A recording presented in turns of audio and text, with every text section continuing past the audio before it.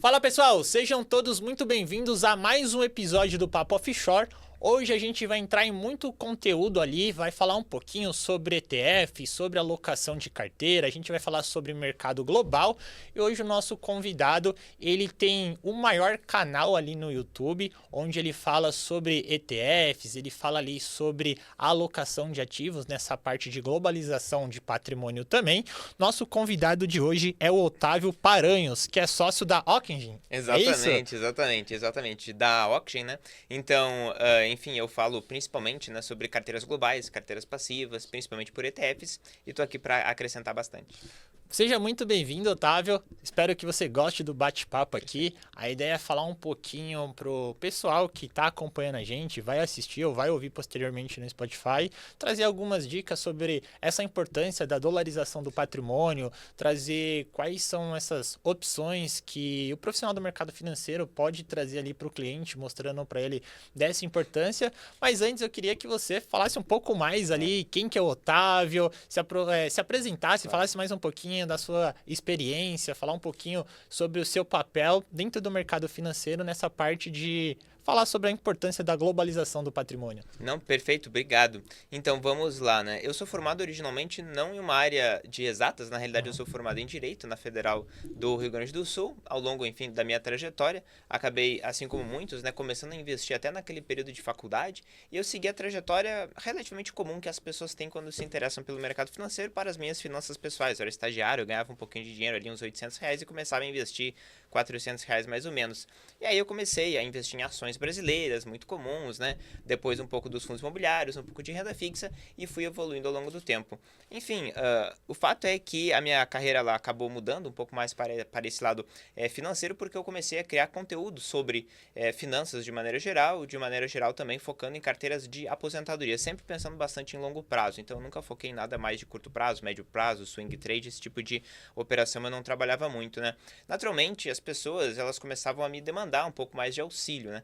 Foi nessa trajetória que, de fato, eu entrei no mercado financeiro inicialmente como analista CNPI, né, para ter ali uma liberdade de falar mais, né, de opinar mais, né, e também uma liberdade regulatória, né, de estar fazendo o que é certo. Então comecei como analista CNPI, depois virei consultor CVM para também poder auxiliar as pessoas. Mas o fato é que eu passei pela trajetória que normalmente o investidor ele passa, né, então ele quer investir, ele tem uma poupança, ele começa a passar por alguma dificuldade na escolha dos ativos, né? Parece um mundo de opções.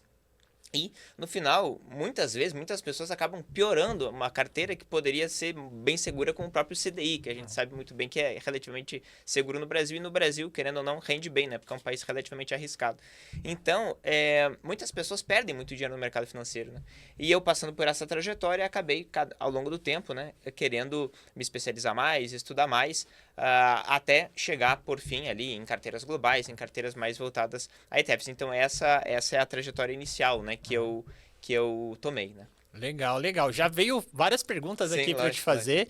Você tem uma trajetória um pouco diferente, que eu quero entrar um pouquinho nesse assunto, Claro. que você veio da área de advocacia, começou a entender e buscar mais conhecimento sobre o mercado financeiro para você aplicar nos seus Exatamente. investimentos, e aí algo no profissional te chamou a atenção para você sair dessa parte do direito e focar 100% no mercado financeiro. Como que foi para você nisso? Porque hoje, a gente tem uma parcela do público que acompanha a gente que ela não começou no mercado financeiro, ela tem uma outra atividade. A gente tem, por exemplo, casos de alunos que eram Uber, Sim. trabalhavam no McDonald's, vinham de uma outra área, quer fazer essa transição para o mercado financeiro. Só que alguns ficam com o pé atrás de será que é possível? Mas eu nunca trabalhei, nunca tive experiência. E como é que foi esse comecinho dessa transição? Como que você se programou? Porque você já entrou ali muito de um lado autônomo, né? Você Sim. sempre teve foi o protagonista da sua carreira. Exatamente. E aí a gente cai para uma parcela menor ainda, que Sim. é a pessoa que ela tem essa coragem de vou empreender no mercado financeiro. Como foi para você esse comecinho dessa transição? Não, perfeito. Faz bastante sentido essa pergunta, né? Porque as pessoas podem ter receio em relação a isso. De fato, a minha trajetória no mercado financeiro, ela sempre foi autônoma, né?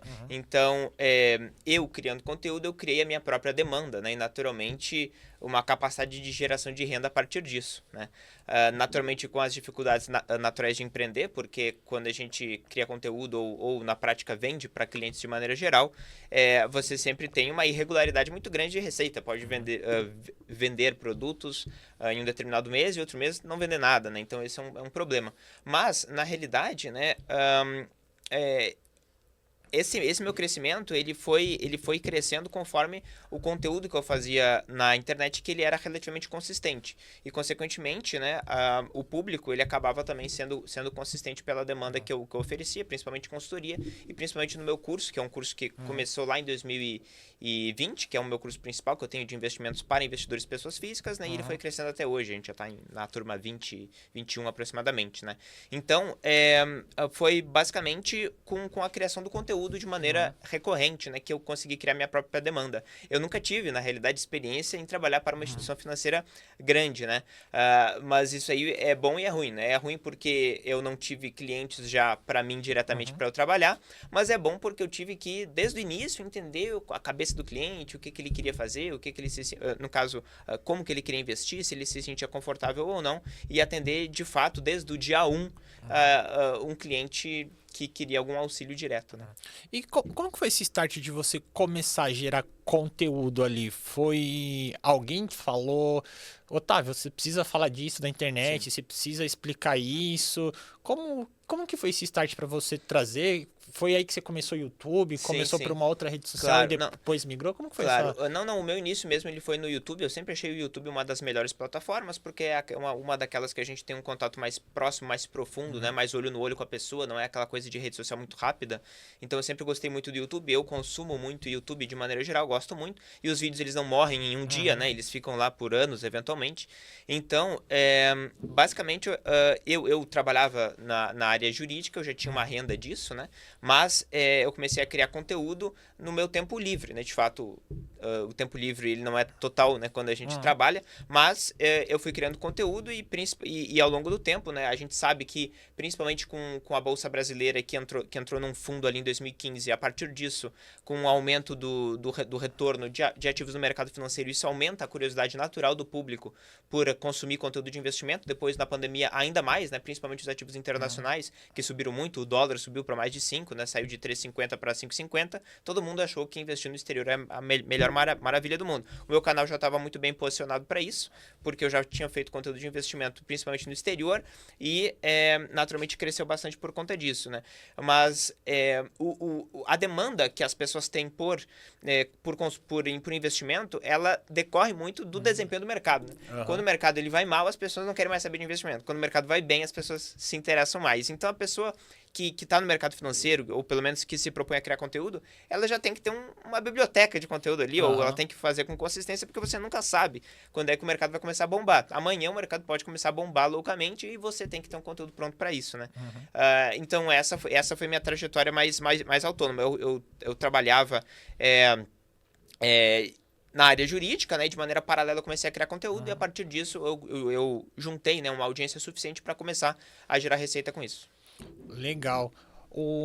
Eu vou entrar um pouquinho nessa parte de conteúdo, Claro. Porque aqui na escola a gente traz muito para os alunos que querem crescer no mercado financeiro ou para quem está de fora, que eles precisam começar a ser visto como autoridade. Sim. E primeiro você, por exemplo, trazer para a pessoa que quer trabalhar na área de investimento. Primeiro você é o especialista em investimento, depois você está no cargo de especialista em investimento. E aí como que a gente traz isso para o aluno? É ele começar a se posicionar no mercado, ele começar a falar de investimentos, ele começar a falar de cenário, Exato. ele explicar alguns conceitos do mercado financeiro, que ele já vai começar a ser visto como uma referência em investimentos internacionais, e aí a transição dele para esse cargo, seja numa corretora, seja num modelo de consultoria ou em algum banco, vai ser algo natural. Então a gente traz muito isso e a gente incentiva que eles gerem conteúdo nas redes sociais, principalmente no LinkedIn ali, que hoje é a principal plataforma para recrutamento e seleção. Basicamente, hoje os principais gestores, ou a maioria, estão ali justamente olhando por conta dessa facilidade.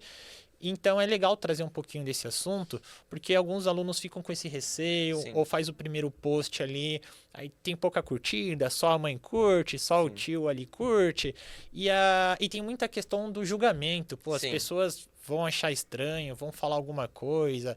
Como que foi para você esses primeiros passos ali no YouTube, que eu acredito que os primeiros vídeos talvez não tiveram tanto bom. Hoje você tem mais de 100 mil inscritos ali no YouTube, mas como foi esse desafio no comecinho, os primeiros vídeos? Quando que deu esse estralo também de você falou, caramba, agora eu tô grande em questão de, pô, já dá para eu sair do segmento de advocacia e focar 100% no mercado financeiro. Como foi essa mudança, assim, essa trajetória? Claro. Não, sobre essa questão de criação de conteúdo é bem interessante, né? De fato, é assim, essa insegurança sobre qual conteúdo ele vai bombar mais, isso nunca acaba, você sempre tem, né?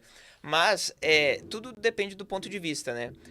Se você não faz conteúdo, você já tem 0 visualizações. Né? Qualquer visualização adicional é uma lembrança que alguém vai ter de você, né? Já é algo positivo, né? Tem várias pessoas grandes na internet, né? Enfim, alguns influenciadores que não são necessariamente de finanças, mas falam bastante de influência e falam que praticamente não tem ponto negativo em você fazer conteúdo na internet, né?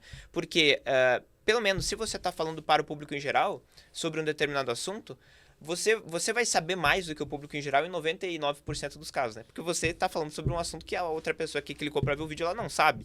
Então, naturalmente, você já é uma autoridade para ela, né? Então, assim, por exemplo, sobre esse café aqui, uma pessoa que pesquisa minimamente sobre café e começa a fazer um vídeo, eu já vou querer assistir, né? A pessoa já vai ser uma autoridade para mim. Então, eu diria que além dessa questão de visão, né? De perceber que é melhor praticamente qualquer coisa do que você ser esquecido, né? Porque esse é o fato que acontece quando você não coloca um conteúdo. Falando para agora esse público, eventualmente, que quer entrar no mercado financeiro, que quer trabalhar, né? Para uma pessoa que já está trabalhando em um banco de varejo ou em alguma outra área do mercado financeiro e quer evoluir, pensando como que um recrutador ele olha para você. Ele vai preferir você, que eventualmente já criou um conteúdo para um público mais geral, que já tem um canal, mesmo que seja um canal com 200 pessoas, mas que já colocou lá 10 vídeos, ou uma pessoa que só tem um currículo bonitinho ali. Provavelmente é a pessoa que já colocou a cara a tapa. Só isso já é uma prova de que você já tem uma habilidade de comunicação melhor, uma habilidade de autoestima melhor, um próprio conhecimento maior que pode ser provado pelo conteúdo que você colocou. Então, novamente, né, eu acho que só tem vantagem de você colocar conteúdo. Naturalmente, sempre tem a discussão interna, qual é o melhor conteúdo, beleza, né? Mas isso é uma questão de teste que você faz sempre ao longo do tempo, né? Mas, tanto de um ponto de vista para atingir o público final, como também para ser recrutado, né? O recrutador, ele vai observar que você já é uma pessoa minimamente empreendedora, né? Que já vai atrás, que já coloca o conteúdo para fora, que não tem receio, né? E nem é em relação ao conteúdo em si. Eventualmente você pode falar alguma coisa técnica que talvez não seja muito precisa em termos financeiros ali, mas o conteúdo não é só a parte meramente técnica. Se fosse isso, você perguntava para um livro de contabilidade corporativa e você não ia olhar um vídeo no YouTube, né? Então, o fato de ter um vídeo ou ter até um post no LinkedIn, alguma coisa assim, mostra muito mais do que apenas o conteúdo. Mostra o ímpeto, mostra a habilidade que a pessoa tem de comunicação. Isso é muitas vezes mais importante até, né? E essa proximidade. A gente sabe bem que as pessoas que mais vendem conteúdo de curso, de investimento na internet não são as que mais sabem. São as que melhor se comunicam, né? Isso é fato, né? Então, assim, hoje em dia, né, o que se fala muito dessa questão de soft skills, isso muitas vezes é mais importante. Não necessariamente mais importante, mas é tão importante quanto a habilidade técnica, né? Principalmente para uma pessoa que quer trabalhar eventualmente em contato direto com o cliente. A gente sabe aqui que trabalha no mercado financeiro que a gente tem que fazer o que de maneira consistente com o cliente, acalmá-lo, explicar, né, educá-lo, né, e isso a pessoa que cria conteúdo ela faz. É isso. Legal. Hoje são mais de 100 mil inscritos que você tem ali e o seu conteúdo acaba aí ser, me corrija se eu estiver errado, Claro. mas acaba sendo um pouco mais nichado Sim. no mercado financeiro sobre essa parte de globalização. Você fala bastante sobre ETF também. Isso foi algo intencional desde o começo? Você olhou para esse nicho e falou: não tem ninguém olhando aqui. Quando a gente pesquisa, por exemplo, você ali na internet, no Google, aparece como o maior canal focado em ETF, por Sim. exemplo. Foi algo intuitivo? Não, no começo você falava de outros assuntos e aí no decorrer você foi nichando. E como é que foi a escolha desse conteúdo? Como que você já gostava desse tema? Por que a globalização? Claro, claro. Não, excelente pergunta, né? Na realidade, como inicialmente, né, eu não dependia necessariamente da minha renda do mercado financeiro, eu comecei a criar conteúdo apenas pensando em ajudar a pessoa que estava do outro lado da tela, né? Ou seja, fazer o melhor conteúdo possível com base no que eu realmente acreditava. E eu acreditava naquilo que eu tinha pesquisado para a minha própria carteira. Então, conforme eu mencionei, eu comecei investindo em ações brasileiras individuais, em fundos imobiliários no Brasil, alguns títulos de renda fixa, aquele caminho tradicional. Mas ao longo do tempo, eu fui pesquisando e eu fui observando algumas coisas, né? Que eventualmente, enfim, os assessores, os consultores de investimento, eles têm esse conhecimento também, né? Que investir só no Brasil é muito arriscado, né? O Brasil é meio por cento do mundo em termos de mercado acionário, né? Então, investir no mercado brasileiro é uma aposta bem arriscada, né? Um país que é muito dependente de commodities, etc. Então, é muito claro, né, que concentraram muito no Brasil. Não necessariamente é menos rentável, mas com certeza tem uma relação de risco e retorno pior, porque o Brasil é muito volátil. Pode performar bem? Pode, mas traz com isso um risco muito grande, né? Então, para mim mesmo, eu já comecei a perceber que claramente faz sentido globalizar a carteira. Além disso, né, tem toda a questão da forma do investimento, né? Eu vou investir como? Eu vou investir de uma maneira mais individual, então eu vou estudar uma ação da Coca-Cola para fazer um valuation, eu vou estudar uma ação da Petrobras, ou eu vou investir de uma maneira mais sistemática, com regras objetivas. Isso eu fui aprendendo que, de maneira geral, faz mais sentido. Nos próprios Estados Unidos, a gente sabe bem que, por exemplo, agora o mercado de fundos passivos ultrapassou o mercado de fundos ativos, né? Demonstrando, portanto, uma grande eficiência desse tipo de investimento, né? De uma maneira mais ampla, em que o investidor não tem que ficar selecionando ponto a ponto qual é o investimento que ele vai fazer, mas sim investindo em uma determinada classe, ou até um determinado filtro, né? Tem os fundos Smart Beta, por exemplo, que fazem isso. E, consequentemente, eu acreditando nisso para mim, comecei a investir, portanto, de maneira mais passiva e de maneira mais global. Eu trouxe isso para o meu conteúdo, que, naturalmente, diferenciando bastante daquilo que já tinha no Brasil, que era pessoas basicamente falando o tempo inteiro de qual é a melhor ação do momento, né? E a gente sabe que, embora possa ser bem apelativo de querer comprar Banco do Brasil muito barato, porque a gente acha que vai crescer muito, de fato, isso pode ser verdade, pode também não ser. Mas o fato é que, de todos os potenciais investidores, todos os profissionais autônomos, todos os servidores públicos, todas as pessoas que trabalham, que têm uma renda para poupar e investir, eu não sei se 10% dessas pessoas têm tempo para ficar analisando o balanço do Banco do Brasil, né? Talvez elas não tenham, né? Talvez elas queiram meramente uma carteira segura, uma carteira rentável, uma carteira que não tire o sono delas, uma carteira que elas saibam que estarão investidas nas melhores empresas, seja quais sejam essas empresas no futuro, que nós não sabemos quais são. Portanto, esse tipo de conteúdo, né, voltando mais a uma carteira mais responsável, entre aspas, né? Não que as outras não sejam, mas uma carteira mais diversificada tende a ser realmente bem consistente, bem segura, uma carteira global também. Isso chamou a atenção de muitas pessoas que têm um poder aquisitivo um pouco maior, né? O meu público ele acaba sendo, na média, mais velho, né? E que tem uma renda um pouco maior, mais masculino também do que a média dos outros canais de finanças, e que eu acabei atraindo, não porque eu pensei, eu vou escolher um ETF aqui, não, mas era porque eu passei a acreditar que isso faz mais sentido, eu acredito até hoje, né?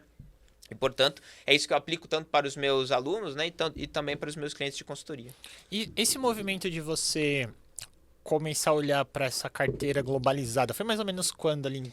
2018, 2018? Olha, então, lá em 2018, 2019, você já teve essa percepção da importância de dolarizar o patrimônio. Exato. Quando a gente olha para o cenário atual, a gente vê que eu acho que o ano passado deu um boom por conta de alguns problemas locais aqui, e aí deu dólar disparando, e a gente viu aquela série de reportagens do batendo recorde, remessa cambial subindo, o brasileiro investindo mais no exterior, e aí parece que deu uma acordada no brasileiro de agora eu preciso dolarizar meu patrimônio, tem algumas pesquisas mostrando ali questão de consumo e tudo isso, mas ainda é um assunto muito novo. Sim. Na sua percepção, o que você vê da mudança de comportamento do investidor daquela época que você pegou ali que algumas pessoas já investiam lá fora, mas ainda não eram ainda hoje não é, não é uma Lógico. massa grande, ainda é uma parcela bem pequena. Mas o que você vê que mudou na ponta que você está em contato e você já começou a falar disso lá em 2018, 2019 para o cliente agora? O que vem mudando no comportamento Claro. que você vem notando isso, que está fazendo o investidor cada vez buscar essa dolarização? Perfeito, não. São dois principais, aliás, três principais fatores, né, em relação a isso, em relação ao público em si, ao público investidor, né, a massa de investidores brasileiros. O primeiro ponto é que as pessoas vão atrás daquilo que performa bem, claramente, tá? O que aconteceu na pandemia em 2020 foi que o dólar subiu de 3,50 para 5,50, então qualquer ativo mesmo que tivesse uma rentabilidade zero em dólar, teria uma rentabilidade absurda em reais. Então isso já chamou a atenção das pessoas, isso foi em 2020 e 2021, né? Segundo, que as ações americanas em 2020 e 2021 performaram muito bem, principalmente as de tecnologia, muito melhor do que as ações brasileiras. Então, principalmente naquele momento da pandemia, 20 e 21, ficou muito claro assim que uma carteira global performou muito melhor do que os ativos brasileiros aqui, tá? Então, o primeiro ponto é o que performa bem, a massa de investidores vai atrás. Esse é o primeiro ponto, tá? E eu, quando eu comecei a fazer conteúdo de investimentos internacionais em 2018 e 2019, até chamava atenção, mas não era nada demais, assim, né? Tinha que ter um argumento mais forte para convencer as pessoas, até porque, veja, em 2018 e 2019 a gente vinha de um boom brasileiro, de 2015 a 2019, o Ibovespa aqui praticamente dobrou, né? Então, as pessoas olhavam para o Brasil, não, mas o Brasil está performando muito bem, por que eu vou investir no exterior, não é verdade? E depois ficou muito mais claro que você teria uma segurança maior e uma rentabilidade eventualmente maior investindo direto no exterior 2 anos depois disso, né? Ali em 2020 e 2021. Além dessa questão das pessoas irem atrás daquilo que performa bem, também, naturalmente, passou-se, no caso, a maior parte dos influenciadores de finanças, as pessoas que falam de investimentos, começaram a falar mais de investimento no exterior, né? Então, muitos começaram de fato a falar, existe um ETF que faz isso, você pode comprar uma BDR aqui da Coca-Cola, uma BDR da Amazon, do Google, você consegue fazer isso por uma corretora brasileira ou mandar direto para o exterior. Isso começou a ser falado, isso não era falado, né? Então, primeiramente, é ali a parte do mercado de fato se movendo.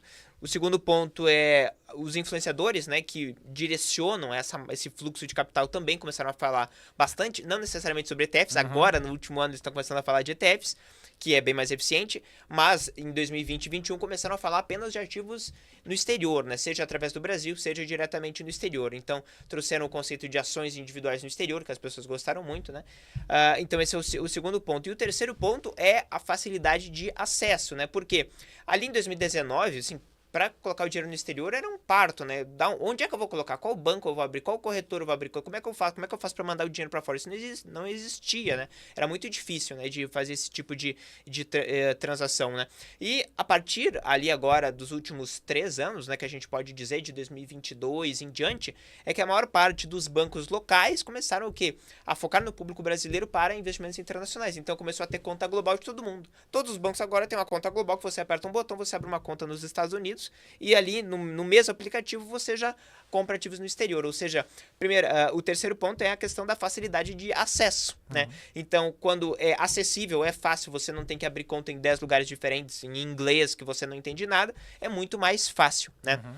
Então, portanto, o mercado se movendo, influenciadores falando e facilidade de acesso fez com que fosse muito mais provável e fácil de uma pessoa enxergar que é possível, né? E muito interessante ela investir de maneira global, né? Naturalmente, agora o desafio é qual a estratégia que a pessoa ela vai adotar para isso, né? Por enquanto, no Brasil, a gente ainda está muito nessa loteria do mercado financeiro. Né? Hoje, você tem um canal que você fala sobre essa importância e também tem a consultoria, que a gente vai falar mais um pouquinho também da consultoria de vocês.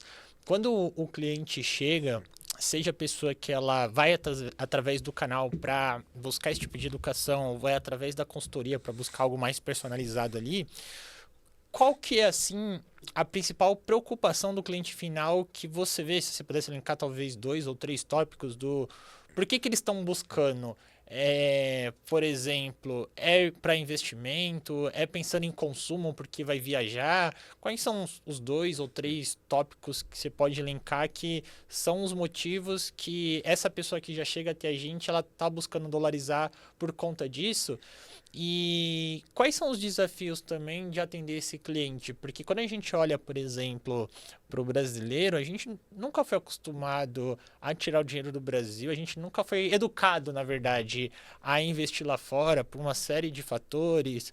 Ainda se vê muito uma mentalidade que, quando a gente fala de offshore, as pessoas acharem que offshore é uma coisa ilegal, que é uma coisa ruim.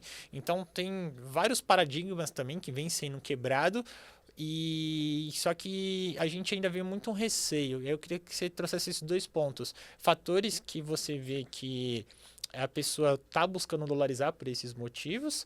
E quais são os desafios de trabalhar isso ali com o cliente ou com quem está buscando esse tipo de informação? Perfeito. O primeiro ponto em relação aos objetivos, né? Por que que a pessoa ela busca essa questão de diversificação e ela nos procura, né?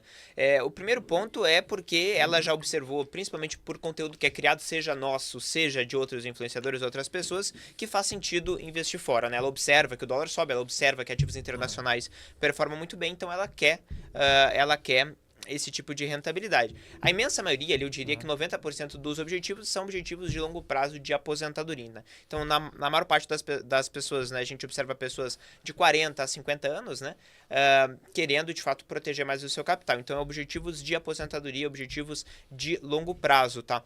Então, esse aqui é o primeiro ponto em relação à questão dos objetivos. Né? Em relação aos principais receios que a gente vê, no meu ponto de vista, naturalmente, é porque as pessoas que chegam, né, enfim, os nossos clientes que chegam, até alunos que chegam, eles têm o quê? Geralmente uma salada de frutas na carteira, né? Uma carteira muito misturada, tem algumas ações que eles compraram por causa de uma recomendação e eles não acompanham já faz 2 anos, então tem umas açõezinhas lá, a mesma coisa para os fundos imobiliários, a mesma coisa para uns títulos de renda fixa que alguns quebraram, outros não, né? Alguns emissores quebraram, outros não. Então é uma grande salada, né? Eles não têm uma estratégia bem determinada. E, consequentemente, quando a gente pensa, né, em termos de receio que eles podem ter, é principalmente a questão de convicção. Porque até os investimentos que muitas vezes nós recomendamos, eles até podem já ter conhecido, eles já ouviram falar, eles já viram um vídeo nosso falando de determinado ativo, né? Só que eles não sabem se é para eles, porque quando você começa a pesquisar no que eu posso investir no mercado financeiro, tem um mundo, né? Você pode investir desde uma empresa de carro, até uma empresa de bebida, até emprestar dinheiro para a Nigéria, depois emprestar dinheiro para o governo do Japão, você pode fazer qualquer coisa. E, consequentemente, embora eles saibam que tem que, teoricamente, ou dolarizar ou investir em empresas de maneira mais ampla globalmente, ele não sabe qual fundo global ele compra. Ele está comprando principalmente convicção e segurança, né? Porque não basta ele ter acesso aos melhores ativos, não basta ele ter acesso a fundos baratos, sistemáticos, né? A uma carteira diversificada global. Ele precisa manter essa carteira, né? E não mudar de ideia a cada 6 meses, a cada vídeo novo que ele vê na internet, né? Então, a gente traz para ele essa convicção, uma carteira lógica, uma carteira que faz sentido para o perfil dele, né? Porque tem muitos clientes que chegam assim e falam, não, Otávio, eu sou bem arrojado, eu quero investir tudo em ações, porque, enfim, eu quero ganhar bastante dinheiro, é para longo prazo, etc. Aí, eventualmente, ele até pode investir, mas dá 6 meses ele mudou de ideia, porque ele quer comprar um apartamento, ou porque agora veio o Trump lá com algum tipo de tarifa, algum tipo de questão global que ele tem receio, né? Então, a questão de fazer esse filtro, né? Ou seja, de dar essa convicção para ele com uma carteira lógica é muito importante, né? Ou seja, trazer justamente essa simplificação de carteira que muitas vezes ele não tem, né? Porque quando ele investe de uma maneira muito nichada, então, eu tenho uma ação da Coca-Cola. A cada trimestre a Coca-Cola divulga um resultado trimestral que pode fazer a empresa passar a não ser mais adequada, né? Um perfil de risco e retorno não muito bom. Quando você diversifica mais, né? Quando você investe em um fundo eventualmente mais diversificado, você não está investindo na Coca-Cola, você está investindo no mercado europeu, por exemplo. E você tem a convicção que, querendo ou não, ele não vai desaparecer, né? Ele não vai quebrar. Ele pode performar bem ou mal por um determinado período, mas depois, no longo prazo, tende a ter uma rentabilidade adequada, né? Então, esse tipo de convicção é que a gente traz, né? Então, o primeiro ponto a gente atende principalmente carteiras de aposentadoria, segundo ponto, a gente entrega convicção e lógica para carteiras mal formuladas e que se modificam a todo momento. Legal, legal, muito bom, Otávio. Tem uma curiosidade que eu tenho ali, pegando um gancho lá no comecinho da conversa, você citou que você tirou o CNPI e aí depois você foi para consultor CVM. Exato. O que te chamou? Sou suspeito para falar do CNPI, também tirei a CNPI ali, apesar de hoje não atuar como analista, mas é uma certificação que eu gosto muito pela rotina ali, da parte de análise, dadas essas coisas. O que te chamou a atenção para seguir esse caminho? E depois, o que te fez sair de um modelo de analista de research, que olha mais, seja o técnico ou seja o fundamentalista, que é uma função bem mais técnica, para ir para um lado mais de consultoria, que é, digamos assim, na teoria, são perfis comportamento, Sim. são perfis Mais completamente diferentes, sim, né? sim. O profissional do CNPI é um cara bem mais técnico ali, geralmente é um cara que gosta de relatório, análise, dados e números. O consultor já é mais o cara do relacionamento, de comunicação, é o que gosta de estar falando com todo mundo, gosta de atender cliente, tem aquele mais olhar por o cuidado com o planejamento e a vida do cliente. O que te fez buscar o CNPI lá atrás e depois o que te chamou a atenção a mudar para o modelo de consultoria? Por que eu estou perguntando isso? Porque eu quero trazer essa visão de possibilidades de carreira. Lógico. Muitos alunos que estão ouvindo a gente, eles estão nesse momento de transição, então acho que é legal trazer essa vivência, trazer esse leque de mostrar, olha, o CNPI eu escolhi por conta disso, e aí depois eu saí para a parte de consultoria por conta disso. Acho que é legal trazer essa vivência um pouquinho, pincelar por que o analista, depois que você buscou, até para mostrar para os alunos que são outras oportunidades também dentro do mercado financeiro, principalmente para quem tem esse lado mais empreendedor. Geralmente, quando a gente conversa com um aluno que ele tem mais esse perfil, ele acaba buscando mais o lado da assessoria, ser um agente autônomo, porque traz mais essa autonomia. Mas tem essas outras vertentes também, como vocês têm um analista independente ou até um modelo de consultoria. Não, perfeito. Então, na realidade, eu comecei buscando uma certificação CNPI porque eu falava para muitas pessoas, né? O início era fazer conteúdo para muitos. Eu tinha o meu curso também, que naturalmente dentro do curso não era necessariamente uma casa de research, né? Uma casa com relatórios de recomendação, mas tinha relatórios que eu fazia algumas recomendações. Então, naturalmente, era muito parecido, né? Com o formato de recomendar ativos para várias pessoas, que é o formato de uma casa de research. Não era isso, mas funcionava como se fosse. Por isso que eu busquei inicialmente a analista CNPI, a certificação, para eu poder fazer recomendações sem nenhum receio regulatório nesse sentido, né? Então, falando de um para muitos, né? Depois, eu comecei a vender cursos de investimento, né, e fazer essas recomendações mais amplas para várias pessoas, mas depois eu comecei também a prestar o serviço de 1 a 1, né, o serviço de consultoria individual, fazendo carteiras personalizadas, né, para as pessoas e, consequentemente, migrando, portanto, para o cargo, no caso, o cargo não, né, mas ali a posição de consultor CVM para também não ter nenhum problema regulatório nesse sentido, né. Então, eu posso recomendar para uma pessoa, eu não teria necessariamente, né, obrigação em alguns casos de ter essa posição de consultor CVM, mas eu acabei obtendo também essa certificação para isso, porque eu passei a atuar de fato como consultor 1 a 1. É basicamente por isso. E aí, nesse processo, você teve que cancelar ali seu CNPI? Como que foi essa transição? Não. Na realidade, até hoje eu tenho o CNPI ativo e como consultor CVM também. Até porque para ser consultor, um dos requisitos que você pode utilizar é ter a credencial de analista CNPI, né? Então eu utilizei uma para conseguir a outra. Né? Legal. E aí foi aí que surgiu a ideia de abrir a consultoria, de vocês montarem. Como é que foi essa etapa?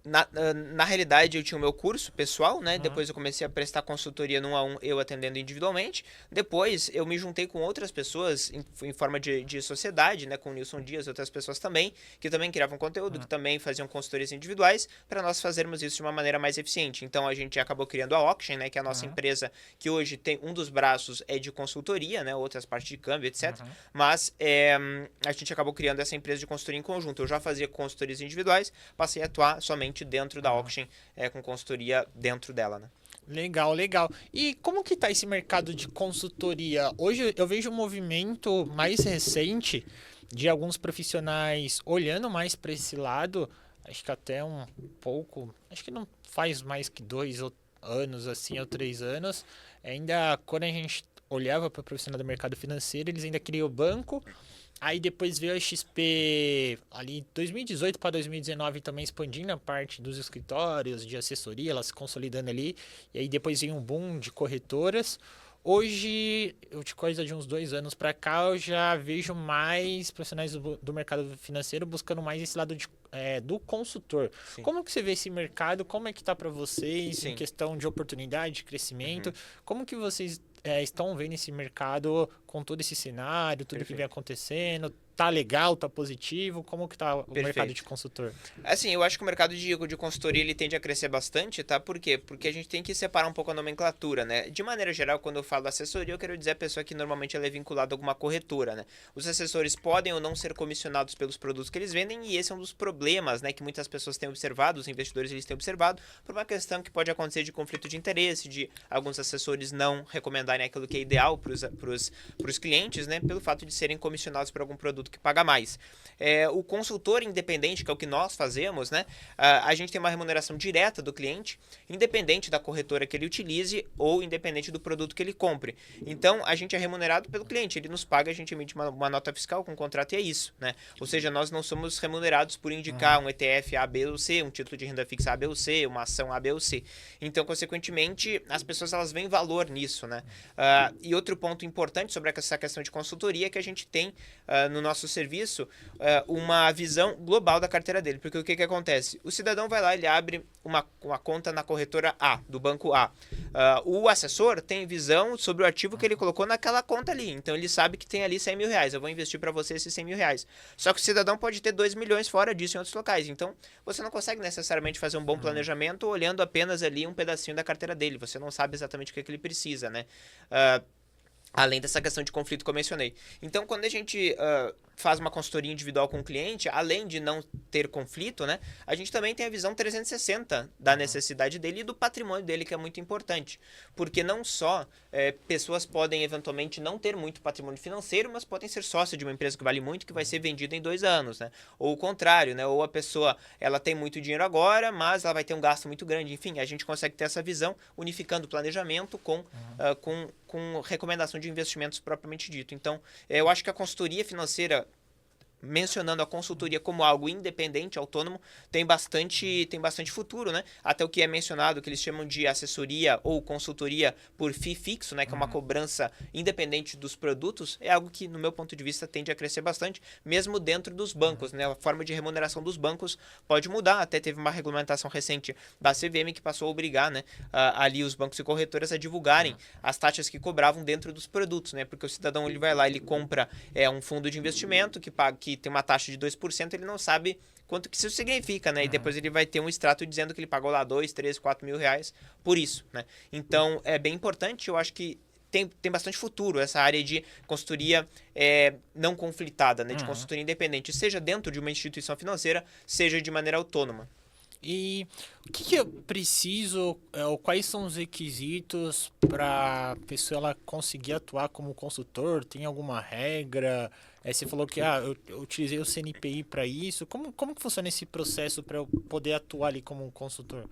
Não, claro, assim, basicamente você tem que conseguir o cliente, né? Então, assim, ou por relacionamento, ou por conteúdo que você faz, o cliente ele chega de alguma maneira, por algum formulário que você coloca, algum e-mail que você disponibiliza, você cria esse contato, você faz a oferta do serviço de maneira normalmente comercial, né? Você apresenta uma proposta, se ele aceitar, você começa a prestar o serviço conforme você determinou, com reuniões, com documentação que você entrega, etc. E a cobrança também, né? Então, isso é mais independente. Recentemente, você pode também, se você for vinculado a uma corretora, né, como assessor, por exemplo, você pode mudar, né, dependendo da corretora que você trabalha, as principais fazem isso, as maiores do Brasil, você pode mudar a forma de cobrança, né, de você não receber mais nada por qualquer investimento que o cliente faça e você receber apenas uma cobrança que você combina com o cliente, que é debitada da conta dele. Isso é possível. Então, é uma consultoria, é uma forma de consultoria dentro da corretora, dentro ali da conta do cliente, dentro de uma corretora também é possível. Então, no caso, normalmente os clientes, quando eles entram no aplicativo, eles têm ali que validar, né, termos e outros documentos que eles têm que concordar. Você pode também optar por fazer um contrato de consultoria dentro da própria plataforma da corretora, né? De maneira que o cliente ele concorda, aquele valor é debitado da conta dele e ele recebe, portanto, todos os rebates e comissionamentos que você receberia enquanto agente comissionado, você passa a não receber, mas aí você passa a receber o valor que você acordou com o cliente, né? Então é uma possibilidade, seja de maneira totalmente independente e autônoma, né? Como se fosse um prestador de serviço normal, seja através das plataformas das corretoras também isso é possível. Legal, legal. E você citou que hoje vocês fazem esse papel de fazer a consultoria, tem a parte de câmbio. Quais braços que vocês têm hoje, Sim. as vertentes que vocês olham no modelo de negócio de vocês, Claro. de consultoria? E tem algum mínimo para ser cliente de vocês? Sim. Tem algum valor? Como que vocês selecionam? Porque, por exemplo, trazendo até um pouquinho você na pessoa física como exemplo. Você tem hoje o canal do YouTube que eu acredito que talvez tenha o curso também. Então, pode ser 2 canais de aquisição Sim. diferentes. Talvez possíveis clientes que venham através do curso, possíveis clientes que talvez venham através do canal. Pode ter muitos clientes qualificados também, mas às vezes pode ter algum cliente que talvez ele não tenha um perfil ali que Claro. seja o mínimo viável.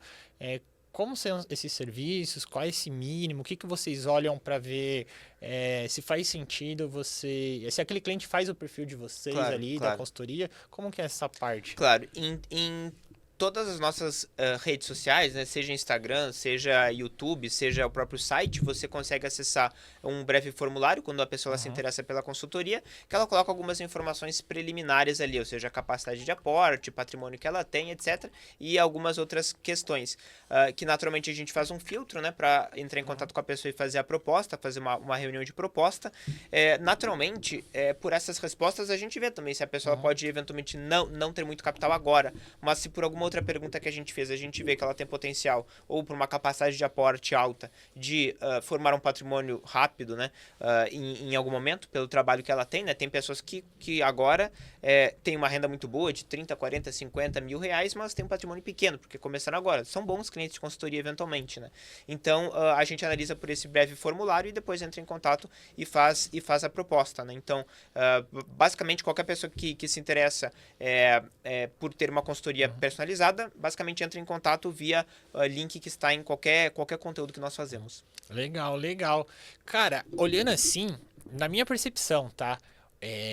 O consultor ou até mesmo o assessor são os profissionais que têm os maiores desafios ali no mercado, porque muitas vezes, tirando um profissional que talvez vem de uma grande instituição e puxa uma carteira de cliente que ele conquistou, construiu ali durante o tempo de relacionamento dele, muito você tem que construir do zero, você acaba pegando, você traz ali algumas pessoas do seu meio, só que chega num determinado momento, vocês têm que correr atrás para fazer a manutenção de prospecção, fazer ativo, trazer mais clientes. Obviamente, dependendo do modelo de consultoria de cada caso ali. Como que é para você esse desafio? Você tem aquelas coisas de, sei lá, vou ir na academia mais cara, vou jogar um determinado esporte. Como que você trabalha essa questão de você estar em contato, talvez, com esses clientes? Sim. Vocês olham para isso dentro do modelo de consultoria? Não, excelente pergunta, né? Basicamente, como que a gente adquire cliente, né? Tem muitas pessoas, né, nas suas áreas, até pessoas, por exemplo, do mercado imobiliário fazem bastante isso, a parte também de investimentos também, que querem ter um networking ali. No nosso caso, a gente não faz nada disso, tá? Justamente a gente volta àquela primeira questão, o conteúdo que você cria, é a autoridade, a pessoa ela já vê, né? Enfim, as pessoas que têm dinheiro, o médico que ganha 50, 80 mil por mês, ele tá vendo conteúdo de investimento. E ele vê você falar, né? E ele vai confiar em você já antecipadamente, né? Então, assim, a gente tem clientes que chegam pra gente e falam, não, eu tô no formulário aqui, eu tô escrevendo meu patrimônio, mas eu quero fazer a consultoria com o Otávio porque eu vi o vídeo dele, né? Então, isso é bem comum de acontecer. Então, novamente, como é importante fazer conteúdo, né? Você já ganha uma autoridade enorme, né? Então, assim, eu sou uma pessoa tímida, eu faço minha academia, meu crossfit lá e é isso. E o pessoal na academia, ninguém sabe o que eu faço, né? Então, assim, eu gosto de ser anônimo na rua, né? Isso é bom. Mas portanto, essa autoridade, essa percepção de valor, ela vem justamente do conteúdo. Então, assim, por isso que, novamente, né, é muito importante você fazer isso, seja para alguém lhe contratar, seja para você criar a sua própria carteira de clientes. Imagina você que, eventualmente, para ser contratado por um determinado banco, né, para ser assessor ou consultor em determinado banco, em determinada instituição, se você já tiver uma capacidade de gerar sua própria carteira de clientes, você é muito mais valioso, né? Se você cria um conteúdo enfim, a cada semana você adquirir 1, 2 novos clientes, em um ano você já tem ali uma carteira enorme, né? Então, assim, novamente, como é importante fazer essa criação de conteúdo. Hoje, então, todos vocês ali, dessa parte comercial, que são sócios ali, os fundadores, têm esse contato, que faz esse papel consultivo, todos vocês são ativos, todos têm canal, geram conteúdo justamente com esse propósito, ou cada um tem a sua individualidade de olha mais para essa parte de conteúdo, por exemplo, você, o outro usa uma outra estratégia, isso é combinado de todos vocês, ou não, cada um tem um... Na realidade, né, quando nós nos unimos na sociedade, a gente não fez necessariamente essa divisão, a gente continuou fazendo o que a gente já fazia. Eu criava conteúdo, o Nilson também, outras pessoas também, mas algumas não, né, algumas eram mais de back-office mesmo, eram mais técnicas, e a gente colocou para atuar de maneira mais interna. Conforme as pessoas elas já fazem, mas assim, na empresa todo mundo é convidado a criar conteúdo e a trazer o máximo de clientes. Qualquer pessoa que trouxe a cliente, ela é comissionada por isso, né? Então é isso. Então, mas assim, a maior parte dos sócios mesmo, eles criam conteúdo. Legal. E hoje vocês abrem para pessoas que têm esse interesse, vocês contratam, assim, como que é essa parte? Talvez alguém que está assistindo a gente vai ouvir, começou a se identificar com esse modelo de consultoria, ainda não tinha pensado e despertou uma luzinha ali. Vocês abrem para trazer pessoas para a consultoria? Como que funciona isso? Não, sim, na realidade depende da nossa demanda de clientes que a gente consegue gerar, né? Então a gente tenta gerar o máximo de clientes possível e naturalmente a gente pode fazer algumas contratações, né? Então assim, a gente está aberto de maneira geral para vários cargos, não é só cargos de consultor em si, mas cargos, por exemplo, de suporte comercial, né? Cargos de fechamento comercial também, alguns cargos de tecnologia também, alguns outros braços da Auction que a gente faz, mas assim, a gente está aberto, né? Mas sempre o foco é a gente conseguir gerar o máximo de clientes possível, né? Então, se um consultor vier falar com a gente, falar, eu posso ser consultor, mas eu também já trago junto clientes, maravilha, né? Esse seria o ideal, então já fica a recomendação aí. Legal, legal. E saindo um pouquinho agora do ambiente de trabalho, sobra tempo para lazer, você citou um pouquinho academia e crossfit, quais são os hobbies do Otávio? Se sobra tempo, a rotina da galera do mercado financeiro é sempre uma correria. Consegue sobrar um tempinho? Como que você concilia? Tem algum hobby, alguma coisa que você gosta de fazer assim? Não, essa é a vantagem de você trabalhar de maneira mais autônoma, né? Ou empreender, você faz os seus horários, né? Então, assim, eu faço crossfit todos os dias, né? De segunda a sexta, e final de semana geralmente eu corro, faço alguma coisa, eu gosto bastante de esporte. E final de semana, enfim, eu moro aqui na região em volta de São Paulo, eu moro em Campinas. São Paulo é um estado que tem muita possibilidade, né? A infraestrutura é muito boa, várias estradas. Originalmente eu sou de Porto Alegre, eu sou do Rio Grande do Sul, e morei também 5 anos em Manaus, no Amazonas, né? E acabei escolhendo aqui a região de São Paulo para ficar, é uma região que tem muita coisa para fazer. Então, geralmente final de semana eu saio, eu gosto muito de trilha, de cachoeira, e durante a semana faço bastante crossfit e outros exercícios também. Enfim, é isso que eu gosto de fazer, né? Legal, legal. E de atualização de mercado, como que você se atualiza? Você é o cara que gosta de ler dos livros, é o cara do podcast que aproveita ali e vai ouvindo, o cara do audiobook. Como que você se mantém informado ali? Não, excelente pergunta. Assim, na realidade, até no meu cotidiano eu tenho um checklist, né? Então tem ali uma determinada hora que eu seleciono para aquisição de repertório mais profundo, né? Então, por exemplo, livros, né? Sobre, enfim, algum país que eu eventualmente me interesse. Eu gosto bastante de história, então conteúdos mais antigos, né, que não são atuais. Depois uma outra hora para atualização mais recente, né? Então geralmente eu gosto bastante do site de notícias da Bloomberg, que eu acho que é bem diversificado, tem conteúdo do mundo inteiro, tem muito conteúdo lá. E também, assim, eu tenho uma listinha, né, uma lista bem grande, na realidade, de muitas gestoras e empresas de gestão, né, no caso, assets brasileiras e globais, que estão o tempo inteiro criando aqueles insights, né, ou seja, artigos sobre o mercado. que isso é bem interessante, né? Então, as mais famosas são os grandes bancos, né? Então, bancos brasileiros e bancos globais, né? Então, a UBS, JP Morgan, Goldman Sachs, todos esses eles sempre tem um blog que todo dia tem um conteúdo novo lá com um monte de artigo. Então, são conteúdos de qualidade, né? Porque tem uma equipe de analistas, de pesquisadores sempre fazendo aquilo ali bem atualizado. Então, é bacana. Então, a Bloomberg eu gosto para notícia e esses, assim, para entender um pouco mais sobre o que está acontecendo no mercado financeiro em si, tá? Então, e fora, obviamente, também YouTube, que eu gosto de consumir bastante. Eu vejo bastante conteúdo estrangeiro, né? Um pouco brasileiro para ver o que está acontecendo, mas grosso mesmo, eu vejo canais estrangeiros. Então, deixa pra galera aí uma dica de um canal, um site estrangeiro aí pra galera, algum portal de notícias. Você citou, não vale a Bloomberg porque a Bloomberg é conhecida, a Bloomberg todo mundo conhece, mas algum canal pra quem quer se alimentar de informações internacionais, acompanhar o mercado lá fora, ou algum livro bom aí de história que fala um pouquinho sobre finanças ou algo legal. Dá uma dica aí pra galera de algum conteúdo aí pra eles aproveitarem o final de semana. Claro. Tem o sábado aí, o domingo, pra galera dar uma estudada. Claro, não. Perfeito. Em relação a livros, tá? Começando aqui. Um dos livros mais legais, eu vou recomendar 2 livros, tá? Sobre economia, principalmente do Brasil, que eu gosto bastante de história agora do Brasil. O primeiro livro é um pouquinho mais grossinho, é do Gustavo Franco, ele se chama A Moeda e a Lei, acho que é de 2018, algo assim, que conta toda a história do sistema financeiro brasileiro, conta sobre as nossas crises, né? Sobre hiperinflação, muito interessante mesmo, né? Para entender bem. A pessoa que lê isso aí já tá na frente de 90% do pessoal que trabalha no mercado financeiro, né? Então, A Moeda e a Lei. E o outro livro é A História da Riqueza no Brasil, né? Que também é muito bom. Deixa eu só ver se eu pego o nome do autor aqui para mostrar para vocês, mas a história da riqueza no Brasil é muito boa também, porque ela trabalha desde lá do período colonial, tá? Só para pegar aqui para trazer aqui do autor que aqui, ó. Perfeito.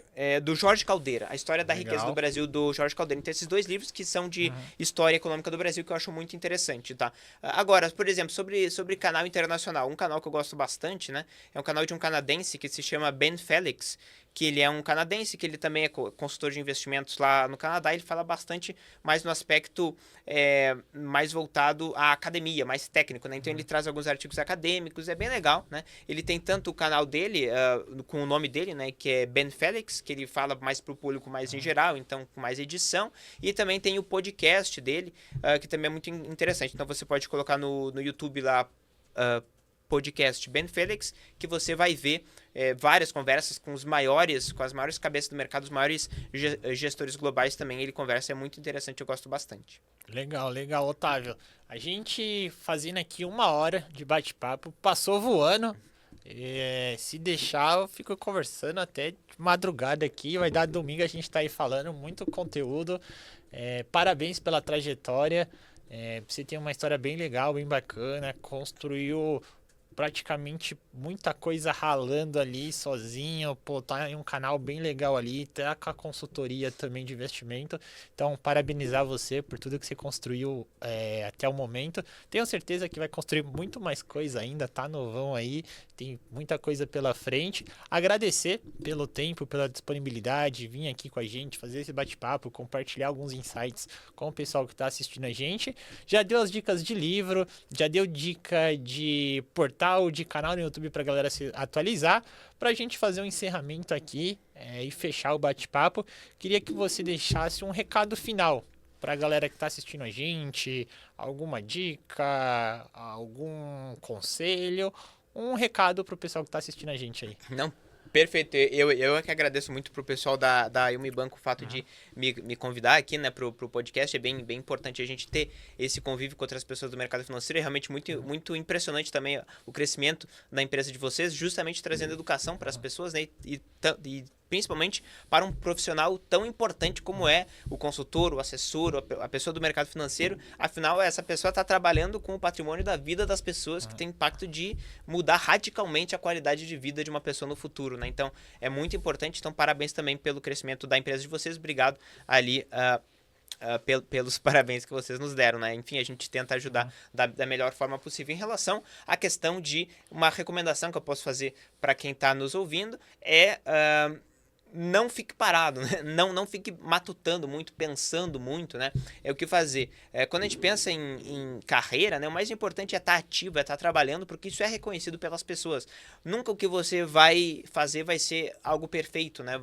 Nunca vai ser a melhor possibilidade possível, né? Que seria ali o ideal, né? Mas é muito melhor você fazer alguma coisa, você colocar a cara a tapa, né? Você perguntar, pedir, fazer algum conteúdo, ir atrás de um determinado contato, fazer alguma coisa, do que pensar como que seria o ideal, né, você fazer isso. Ou seja, a ação é melhor do que ficar pensando muito quando a gente fala de resultado, né, no mercado, seja profissional de carreira, seja empreendendo, né, vocês sabem bem, uma empresa grande como a de vocês, testar, né, colocar cara a tapa, colocar no mercado, colocar um produto à venda, ver se vende, ver se não vende, é muitas vezes muito mais importante do que ficar pensando o que vai ser o ideal, né? Então, tentar se afastar um pouco dessa questão de perfeccionismo. Eu sei que é difícil, isso eu tô falando até para mim mesmo, que também eu tenho essa dificuldade, mas eu acho que se é para dar uma dica principal, que eu estou falando para mim, que eu estou falando para você, é justamente isso, né?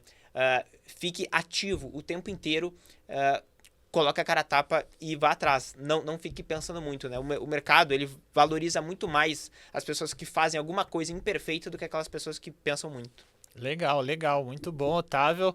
Quero agradecer mais uma vez pelo tempo, pelo bate-papo. Pessoal que está assistindo a gente, não esqueça aí de compartilhar, mandar o link para todo mundo. Se você está ouvindo pelo Spotify, muito importante que você avalie, coloque as 5 estrelas para a gente saber que vocês estão gostando do conteúdo e a gente continuar fazendo mais episódios aqui do Papo Offshore. Reza a lenda que quem não curte, não compartilha, não consegue internacionalizar a carreira. Fica a critério de vocês, eu não pagaria para ver.